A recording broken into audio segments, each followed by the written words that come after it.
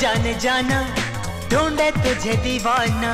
বলিউডের ভাইজান সালমান খান বিরল রোগে আক্রান্ত। জানা গেছে নার্ভ ও মস্তিষ্কের একাধিক রোগে আক্রান্ত হয়েছেন নায়ক, যা তাকে ঠেলে দিতে পারে মৃত্যু পর্যন্ত। সদ্য এক সাক্ষাৎকারে এমন দুঃসংবাদ দিলেন নায়ক নিজেই। সম্প্রতি কপিল শর্মা শোয়ে বিশেষ অতিথি হিসেবে হাজির হয়েছিলেন সালমান খান। সেখানে নিজের জীবনের নানা দিক নিয়ে আলোচনা করেন বলিউডের 60 বছরের এ নায়ক। ব্রেন মে উসকে বাवजूद কাম কর রহে হ্যাঁ। এক পর্যায়ে প্রশ্ন ছড়া হয় তার বিয়ে নিয়ে। জবাবে সালমান বলেন, বিয়ে এবং বিবাহ বিচ্ছেদ দুইয়ের জন্যই একটা বড় মানসিক প্রস্তুতি প্রয়োজন হয়। দুটোই জীবনের একটা গুরুত্বপূর্ণ অধ্যায়, আর তাই দুইয়ের পরই নতুন জীবন শুরু করা খুব সহজ নয়।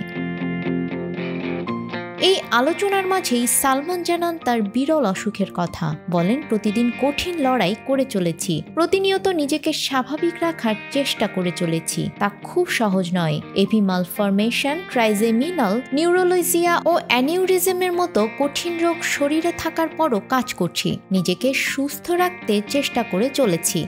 বান্ডেল থাকলে প্রতি সেনমানিতে টাকা বাঁচবে।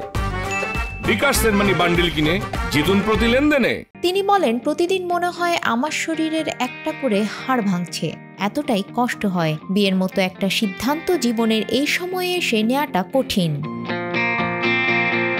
সালমানের শরীরে বাসা বাঁধা এই বিরল রোগগুলো মৃত্যু পর্যন্ত নিয়ে যেতে পারে। যেমন ট্রাইজেমিনাল নিউরোলজিয়া মূলত নার্ভের অসুখ, যার ফলে ভয়ঙ্করভাবে নার্ভ ক্ষতিগ্রস্ত হওয়ার পাশাপাশি মুখমণ্ডলেও ভয়ঙ্কর যন্ত্রণা শুরু হয়, যা রীতিমতো প্রাণঘাতী। এ রোগে আক্রান্ত ব্যক্তির ব্যথার ধরন ভীষণ কষ্টদায়ক বলে কেউ কেউ একে সুইসাইড ডিজিজও বলে থাকেন। অন্যদিকে এভি ম্যালফরমেশনও কম জটিল রোগ নয়। শরীরের স্বাভাবিকভাবে রক্ত চলাচলে সমস্যা তৈরি হয় এ রোগের কারণে। নিউজ ডেস্ক, আমাদের সময়।